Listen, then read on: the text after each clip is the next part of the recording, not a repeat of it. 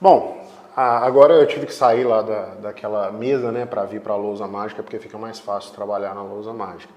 E como eu disse para você, a gente vai resolver um problema relativamente complexo. Tudo bem que esse aqui não é dos mais complexos, tá? Esse aqui não é dos mais difíceis.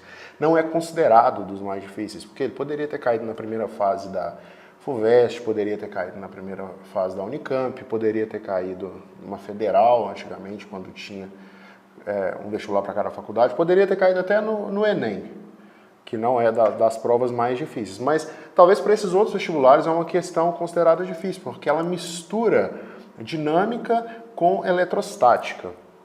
Então, por isso, talvez as pessoas a considerem uma questão mais complicada. O nosso objetivo aqui é resolver essa questão escrevendo o mínimo possível, usando o raciocínio, interpretando a questão, bem na linha do que eu falei para vocês ali na mesa. Poxa, eu vou olhar um problema que é complexo, vou tentar achar um caso particular e ver qual das alternativas que conversa melhor com o caso particular que eu encontrei. Então vamos ler o problema. Olha só, questão do ITA de 2015.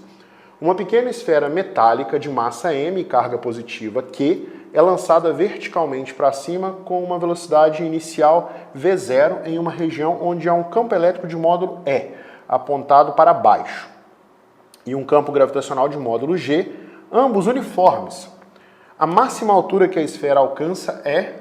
E aí você tem essas alternativas, que são feias, né? Você tem uma bonitinha, essa aqui é bonitinha, a letra C, ok, mas a D e a E são muito feias. Aí você fala assim, mas tem um macete que você marca a mais feia. Não, não funciona assim.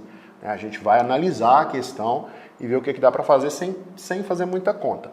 Como todo problema de física, né, por mais que você não saiba resolver, você vai desenhar um problema. Então vamos ler de novo desenhando. Ó, uma pequena esfera metálica de massa m e carga positiva Q.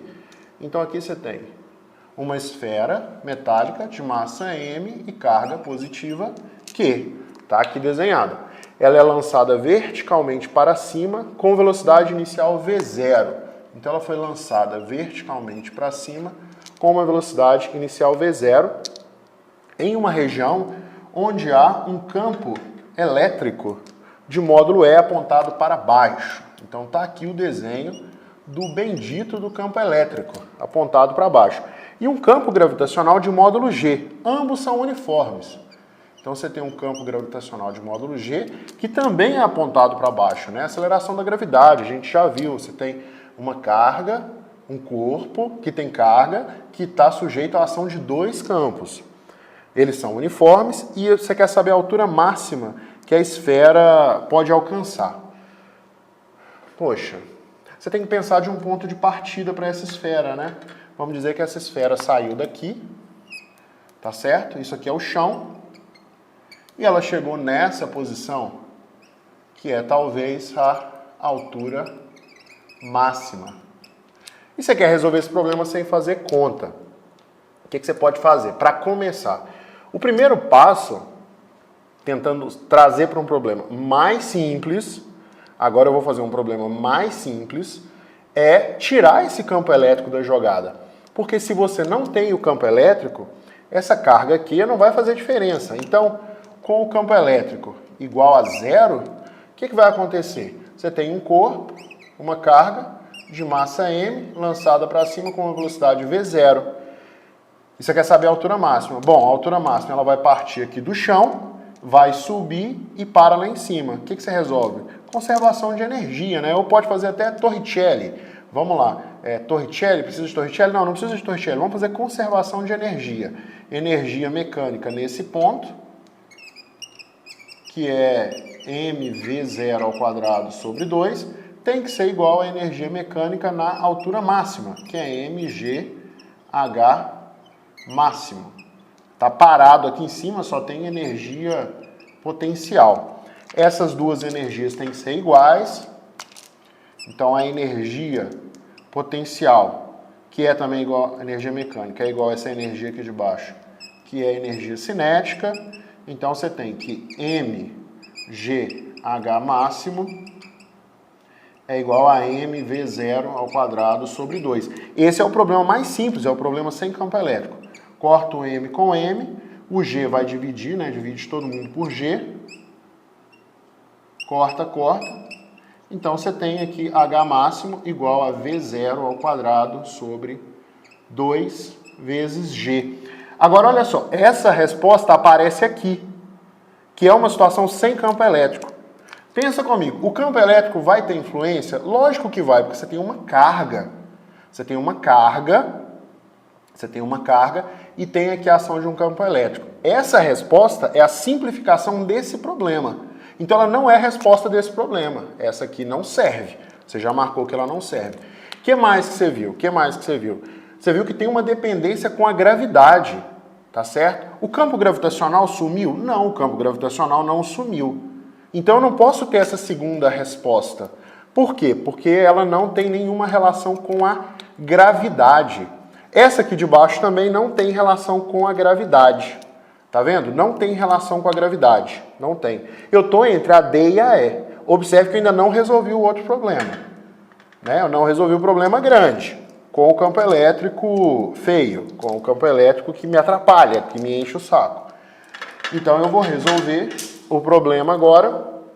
Vou trabalhar um pouquinho esse campo elétrico. Vamos lá, o que o campo elétrico vai fazer? Olha só, essa carga aqui é positiva, tá certo? Ela é positiva, tá? Eu tenho um campo elétrico que a setinha sai de cima para baixo. Então quer dizer que você tem aqui um acúmulo de cargas positivas e aqui um acúmulo de cargas negativas. Você tem que lembrar de campo elétrico uniforme. Está escrito lá no livro do Ramalho, da Beatriz Alvarenga, do Tópicos. Não precisa ir num livro estrangeiro, entendeu?